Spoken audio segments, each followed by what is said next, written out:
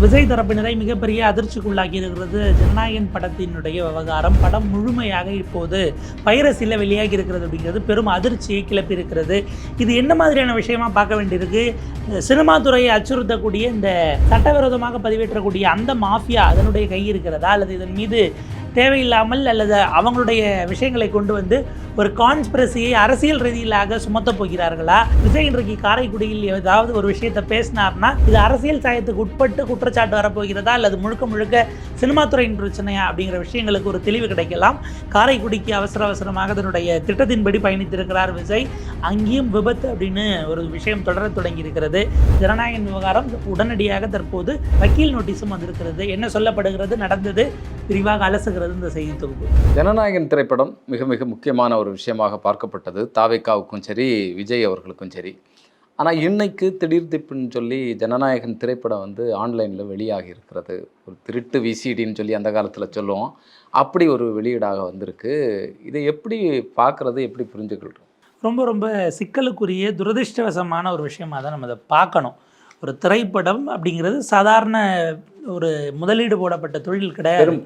பெரும் உழைப்பு, பெரும் பணம், அவ்வளோ வணிகம் அப்படிங்கிறது அதற்குள்ளே இருக்கிறது. அந்த வர்த்தகம், அதில் இருக்கக்கூடிய உழைப்பு. நீங்கள் ஒரு சாதாரணமாக வெறும் நடிகைகள் மட்டும்தானா? அதற்கு பிறகு பேக்எண்டில் ஒர்க் பண்ணக்கூடியவர்கள், உங்களுக்கு ஸ்டண்ட் ஆர்டிஸ்ட்டு, கேமராமேனு, டான்சர்ஸு, எடிட்டர்ஸாக இருந்து பின்னாடி ஒர்க் பண்ணக்கூடியவர்கள், அவ்வளவு பெரிய ஒரு தொழில் நிறுவனம். விஜய் போன்ற ஒரு பெரிய நடிகர் அப்படிங்கிறது அதை விட கூடுதலாக வர்த்தகம் பார்க்கக்கூடிய ஒரு விஷயம். அதில் பார்த்தீங்கன்னா ஆக்சுவலாக நேற்றைக்கு 5 நிமிட காட்சி முதல்ல வரும்போதே ஒரு சந்தேகம். ஏன்னா எடுக்கிறவங்க 5 நிமிஷத்து பீஸை மட்டும் எப்படி எடுப்பாங்கன்னு ஒரு சந்தேகம் இருந்தது.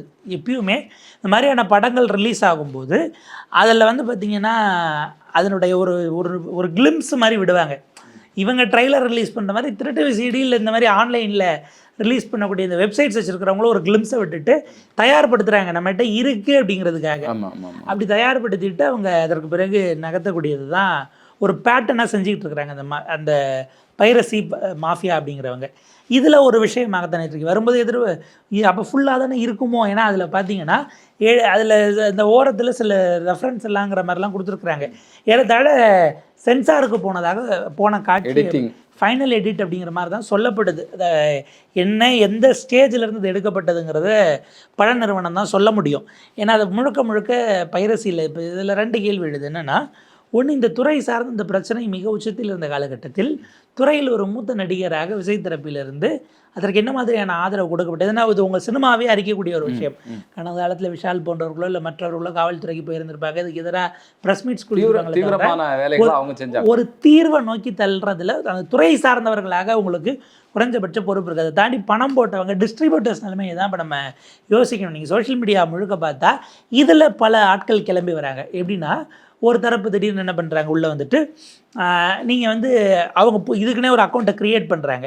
ஏன்னா சொந்த அக்கௌண்ட்டாக இருந்தால் மாட்டிக்கலாம், அது சட்டவிரோதங்கிறது தெரியும். எனவே ஒரு அக்கௌண்ட்டை க்ரியேட் பண்ணி இந்த அக்கௌண்ட்டை ஃபாலோ பண்ணுங்கள், ஃபாலோ பண்ணிங்கன்னா நான் லிங்க்கு தரேன் அப்படின்னு ஃபாலோவர்ஸ் ஏற்றுறதுக்கு ஒரு குரூப் வேலை பண்ணிக்கிட்டு இருக்கு. டெலகிராமில் நான் ஒரு குரூப் லிங்க்கு கொடுக்குறேன், அங்கே வாங்க, அங்கே போனீங்கன்னா அங்கே நீங்கள் எனக்கு 1000 ஃபாலோவர்ஸ் வந்தால் தான் நான் ஷேர் பண்ணுவேன், அது வரைக்கும் வெயிட் பண்ணுங்கள். இந்த மாதிரி ஃபாலோவர்ஸ் ஏற்றக்கூடிய ஒரு விதமான அந்த இன்ஃப்ளூயன்சஸ் மைண்ட் செட்டில் இருக்கக்கூடிய அந்த ஒரு செக்ஷன் இருக்குது இல்லையா, இவங்க மூலயமா நடக்கக்கூடிய ஒரு குழப்பம், குளறுபடி, இந்த விவகாரங்கள் அது ஒரு பக்கம் ஓடிக்கிட்டு இருக்கு. இது கிடைச்ச வரைக்கும் லாபம்னு இதை வச்சு ஏதோ ஒரு வகையில் ஆளாளுக்கு பொருளீட்ட போகிறாங்களா? ஏன்னா இப்படியானதை ரிலீஸ் பண்ணுறீங்கன்னா, இப்போ முன்னாடிலாம் சில சைட்டுகள் இருக்கும், சைட்டினுடைய அட்மின் ரொம்ப லேட்டாக பிடிச்சாங்க அப்படின்னாங்க ஆஃப் லேட்டில். ஆனால் அந்த சைட்டுகள் அப்படின்னும் போது அந்த சைட்டுக்கு வர்றாங்க. நீங்கள் ஒரு வெப்சைட் ஓப்பன் பண்ணுறீங்கன்னா எவ்வளோ பார்வையாளர்கள் வராங்களோ அதுக்கு தகுந்த மாதிரி வருமானம் ஈட்டுறதாக இருக்கும். ஸோ உள்ளே வருவது, அதில் ஆடு ப்ளே ஆகும், அந்த ஆடுக்கான பணம்னு இருந்தது வரைக்கும் புரியுது.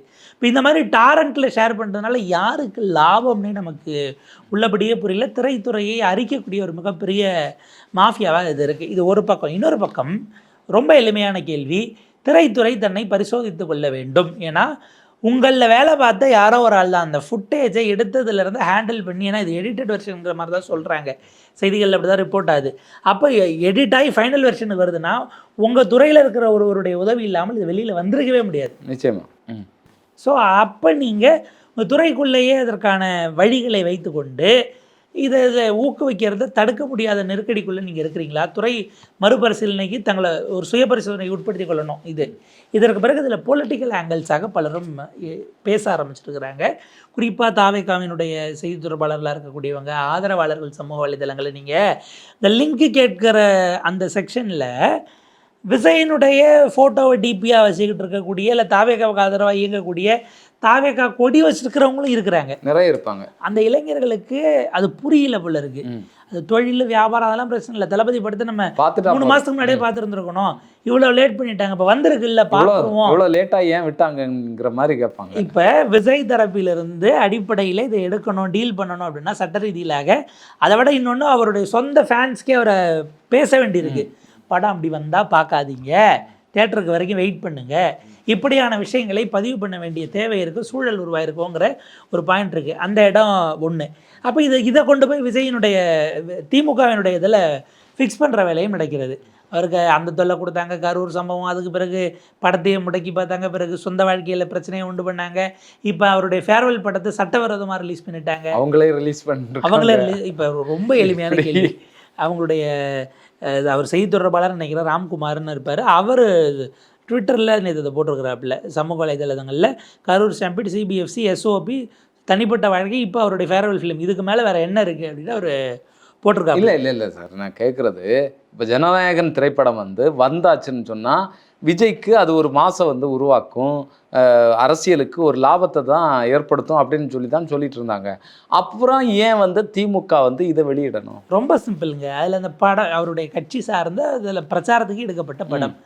விஜய் தன்னுடைய பிரச்சாரத்துக்கு எடுத்த படத்தை இப்போ ரிலீஸ் பண்ணால் அது விஜய்க்கு சாதகமாக போகிற ஒரு முடிவை திமுகவோ பிஜேபியோ எப்படி எடுக்கணும்? இது ரொம்ப எளிமையானதில்லை. இப்போ இவங்க திருட்டுத்தனமாக ரிலீஸ் பண்ணுறதுக்கு பொங்கலுக்கே ரிலீஸ் பண்ணியிருக்கலாம், 3 மாதத்தில் படம் முடிஞ்சே போயிருக்குங்கிற ஒரு ஆங்கிள் வருது இல்லையா? இதில் அதாவது அது பொருந்தலை. இப்போ இதில் வேறு சில தேதிஸ் வைக்கப்படுகிறது. இதை காரணமாக சொல்லி இப்போ இது ஆக மொத்தம் ஒரு அந்த துறையில் இருக்கிறவங்களுடைய வயிற்றில் அடிக்கக்கூடிய செயல் தான், அவங்களுடைய வாழ்வாதாரத்தை பாதிக்கக்கூடிய செயல் தான். அதை அவர் கடுமையாக எதிர்த்து முன்னெடுக்க வாய்ப்பு இருக்கிறது. அடுத்தது இப்போ இந்த ப்ரொடியூசருக்கு ஆகிருக்கக்கூடிய நஷ்டம், இந்த தொழில் நஷ்டத்தின் காரணமாக அதை ஈடுகட்டி தர்றதுக்கு இன்னொரு படம் கூட நான் பண்ணுறேன், மேபி அது உணர்வு இதே என்னால் தானே இந்த படத்தை நீங்கள் எடுத்து உங்களுக்கு இவ்வளோ நஷ்டமாச்சு, இவ்வளோ சிக்கல்களை சந்திச்சிங்க அப்படின்னு அவர் சொல்லுவதற்கும் வாய்ப்பு இருக்கிறது. மூன்றாவது, இந்த படம் ரிலீஸ் ஆகிறதுனால ஏதோ ஒரு வகையில் விஜயனுடைய அரசியலுக்கு அது பொலிட்டிக்கல் மைலேஜ். ஏன்னா அது இதில் திரும்ப எங்கே நெருக்கடினா, இப்போ படத்தை ஷார்ட் சாக்கில் நீங்கள் பரப்ப முடியாது, அதில் நெருக்கடி இருக்குது. ஆனால் பார்த்தவங்க அவங்களுக்குள்ளே பேசிப்பாங்களா, அது இது இப்போ விஜய் தரப்பு தான் இதை ரிலீஸ் பண்ணிச்சு நம்ம சொல்லலாம். ஆனால் வந்ததின் காரணமாக அவங்களுக்கு ஒரு அட்வான்டேஜ் இருக்குது. ஆனால் அந்த அட்வான்டேஜை அவங்க வெளிப்படையாக சொல்லவும் முடியாத ஒரு நெருக்கடியான இடத்துல இந்த டீம் மாட்டியிருக்காங்கன்னு தான் பார்க்க வேண்டியிருக்கிறது. ஜனநாயகன் அவங்களுடைய கேவிஎன் ப்ரொடக்ஷன்ஸின் சார்பாக விஜய் சுப்ரமணியன் அவர்கள் அப்சல்யூட் லீகல் லா ஃபார்ம் மூலமாக அவர் சட்ட ரீதியிலான ஒரு ஸ்டேட்மெண்ட்டும் கொடுத்துருக்குறாங்க. இதிலிருந்து அனிருத் இசையமைத்த இந்த ஜனநாயகன் படத்தில் பல 100 கோடி ரூபாய் முதலீட்டில் தயாரிக்கப்பட்டது. சேட்டலைட் ஓடிடி வணிக ரீதியில் பெரும் மதிப்பு இருக்கிறதுனால சில காட்சிகள் சில நபர்களால் சட்டவிரோதமாக அணுகப்பட்டு பதிவிறக்கம் செய்யப்பட்டும் நகல் எடுக்கப்பட்டும் பல 3ஆம் தரப்பினருக்கு அனுப்பப்பட்டு பல்வேறு ஊடகத்தலங்களில் டிஜிட்டல் கசிவு ஏற்பட்டிருப்பது வெறும் அச்சுறுத்தலை உருவாக்கியுள்ளது. எனவே இந்த திரைப்படத்தின் காட்சிகள், கசிந்த காட்சிகளை, காணொலிகளை WhatsApp, Telegram, Instagram, Facebook, X, YouTube, இணையதளங்கள், டோரண்ட்டுகள் அல்லது வேறு எந்த வழியாகவும் பதிவிறக்கம் செய்வது, அனுப்புவது, பகிர்வது, பதிவேற்றுவது, மீண்டும் பதிவிடுவது, சேமிப்பது அல்லது பரப்புவது ஒரு கடுமையான குற்றம் மற்றும் பதிப்புரிமை மீறலாகும். அப்படிங்கிறதுனால இதற்கு நாங்கள் குற்றவியல் நடவடிக்கை எடுப்போம் அப்படின்னு நாங்கள் தெரிவிக்கிறோம். பொதுமக்கள் யாரும் இத்தகைய செயல்களில் ஈடுபட வேண்டாம் அப்படிங்கிறதையும் நாங்கள் பதிவு பண்ணுறோம். டிஜிட்டல் வழியாகவும் பதிவிறக்கம் செய்யவோ, பெறவோ, சேமிக்கவோ, அனுப்பவோ, பகிரவோ வேண்டாம். உரிமையியல் மற்றும் குற்றவியல் நடவடிக்கைக்கு ஆளாகுவீர்கள் அப்படின்ற மாதிரி ஸ்டேட்மெண்ட் கொடுத்துட்டாங்க. ஆனால் இது கடலில் பெருங்காயத்தை கரைச்சிட்டு நீங்கள் தேடுவதை போன்ற ஒரு செயல் தான். இதுலேருந்து எப்படி மீண்டு வர போகிறார்கள் அப்படிங்கிறது நம்ம பார்க்கணும். இது ஒரு பக்கம். இன்னொரு பக்கம் இன்றைக்கு விஜயனுடைய கூட்டம். நேற்றைக்கு அவரே கேன்சல் பண்ணி லீவ் எடுத்தார். திரும்ப இன்றைக்கு கூட்டம் போகிறாரு. இதில் ஒரு ஹைலைட் என்னென்னா, அவர் இவ்வளோ நாள் குற்றம் சொன்னார் இல்லையா, நாளைக்கு விஜய்க்கு கடலூரில் நேற்று ஈவெண்ட் கேன்சல் ஆகி நாளைக்கு போச்சு. நாளைக்கு விஜய் வருவதனால் உதயநிதிக்கான அந்த பரப்புரை அனுமதியை ரத்து செய்திருக்கிறது மாவட்ட காவல்துறைங்கிறதையும் பார்க்கணும். போலீஸ் துறை திமுகவுக்கு சாதகமாக செயல்படுகிறது அப்படின்னா ஒரே நேரத்தில் 2 தலைவர்கள் வர்றதுங்கிறதுனால அவருடைய பர்மிஷனையும் இவங்க முதல்ல கேட்டுட்டாங்கங்கிறதுன்னு சொல்லி ரத்து பண்ணியிருக்கக்கூடியதும் நடந்திருக்கிறது அப்படிங்கிறத அவங்க கவனத்தை கொண்டு வரோம். விஜய் போகிறாரு, மதுரையில் இறங்கிட்டு கிளம்புறாரு, பின்னாடியே வழக்கம் போல் ஃபாலோ பண்ணிட்டு போய் ஒரு விபத்து. அது ஒரு பேட்டர்ன். அவங்க வந்து அது இல்லாமல் வந்து அந்த வாகனம் நகராது. அப்படி ஒரு சிஸ்டம் வந்து அங்கே இருக்குது. வழக்கமாகவே எல்லா இதுலேயுமே வந்து இந்த விபத்துக்கள் வந்து தொடர்ந்து நடைபெற்று கொண்டே இருக்கிறது. இதை தடுக்கிறதுக்கோ இதை நிப்பாட்டுறதுக்கோ எந்த விதமான முயற்சியையும் தாவேக்கா தரப்பே செய்யலை அப்படிங்கிறது தான் மிகப்பெரிய அதிர்ச்சிக்குரிய விஷயம். இதில் அடிபட்டவன், செத்தவன், இவனுடைய வாழ்க்கை என்னாகும், இவனுடைய குடும்பத்தாருடைய நிலைமைகள் என்னாகும் அப்படிங்கிறதெல்லாம் நம்ம எண்ணி பார்க்க வேண்டியிருக்கு. பலரும் வந்து குரல் கொடுத்துட்டே இருக்காங்க. சூப்பர் ஸ்டார் ரஜினிகாந்த் உட்பட பலரும் வந்து பேசுகிறாங்க, தயவு செய்து பின்தொடராதீங்க அப்படிங்கிறத. ஆனால் எந்த அளவுக்கு இதை வந்து சீரியஸாக விஜய் அவர்கள் எடுக்கிறார் அப்படிங்கிறது தான் நம்ம கேள்வியாக இருக்குது. ஏன்னா இது ஒரு பேட்டர்ன்னு நீங்கள் குறிப்பிட்டீங்க. அதை விட மிக பயங்கரமானது, எனக்கு அங்கே இருக்கிறவர்களுடைய மனநிலை நினைத்தால் கொஞ்சம் அச்சமாகவும் இருக்கிறது, அவர்கள் மீது கவலையாகவும் இருக்கிறது. ஒரு வண்டி சாயுது, இன்றைக்கெல்லாம் அடித்து இந்த ஏதோ ஒன்றத்தில் தட்டி வண்டி தனியாகவும் அவர் தனியாகவும் இப்படி விழக்கூடிய அந்த காட்சி. அதுக்கு பிறகு அவர் எழுந்துட்ட மாதிரியான ஃபுட்டேஜஸ் நமக்கு அவ்வளோதான் தெரியுது. நமக்கு என்ன பயமாக இருக்குன்னா, பின்னாடி அதுக்கு பிறகு வரவர்கள் நிப்பாட்டி என்னாச்சுன்னு பார்க்கணும். ஆமாம் ஆமாம், அவங்க மேற்கொண்டு தொடர்ந்து போகிறாங்க, அந்த வண்டி போயிடும், கேரவன் நிற்கலை, அந்த விமர்சனத்தை நீங்கள் விஜய் மேலே வைக்கலாம், அது ரைட்டு. கூட தானே உன் கூட தானே வந்துகிட்டு இருக்கிறான், உன்ன மாதிரியே பார்க்கறதுக்கு தானே வரான். இதே ஒரு கட்சி அமைப்பாக இருந்தால் என்ன ஆச்சுன்னு என்ன நிப்பாட்டி பார்ப்பாங்க. அவங்க நம்மெல்லாம் ஒரே நோக்கத்துக்காக போகிறோம் என்கிற அன்பு செலுத்தக்கூடிய இடமாக அது இருக்கும். அந்த மாதிரி எந்த வகையிலையுமே பண்படாமல் அவர்கள் இருக்கிறார்கள்ங்கிறது தான் இன்றைக்கி எதுவும் காட்டியிருக்கிறது. இன்றைக்கி அந்த இடம், அதனுடைய ட்ரோன் காட்சிகள் எல்லாம் ஏற்பாடு செய்யப்பட்ட இடம், ஒருவேளை அந்த ட்ரோன் காட்சி குறுகிய இடத்துக்குள்ளே தான் எடுத்தாங்களா என்னன்னு தெரியல. ஒரு 4 முனை சந்திப்பு ரவுண்டானா மாதிரி தான் இருக்குது. சரியான முறையில் அதுக்கு திட்டமிட்டு அதையும் முடிச்சுட்டு பத்திரமாக எல்லோரும் வர்றவங்க திரும்ப போகணுங்கிறது தான் எல்லோருடைய எதிர்பார்ப்பாமல் இருக்குது. விஜய் அதை தாண்டி அரசியல் பேசட்டும். இந்த ஜனநாயகன் ரிலீஸை அவர் வந்து பைரசியே கடைசியில் இது கொண்டு போய் இவங்க தான் பண்ணுறாங்கன்னு திமுக மேலே வைக்க போகிறாரா? அப்படி செஞ்சால் தான் நமக்கு அவர் என்ன ஸ்டாண்ட் அதில் எடுக்க போகிறாருங்கிறது நமக்கு தெரியல. இது யாருக்குமே முதல்ல நிலைகுலையே செய்யக்கூடிய ஒரு விஷயம்தான். ப்ராசஸ் பண்ண ஒரு டைம் எடுக்கும்.